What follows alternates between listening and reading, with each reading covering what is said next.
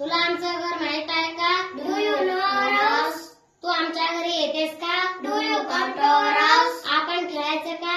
Do we play? आता आपण अभ्यास करायचं का? Shall we study now? आपण बाहेर जाऊया. Let's go out. तू केव्हा आलीस? When did you come? तू केव्हा जाणार आहेस? When are you going? शाळा सुटली. School is over.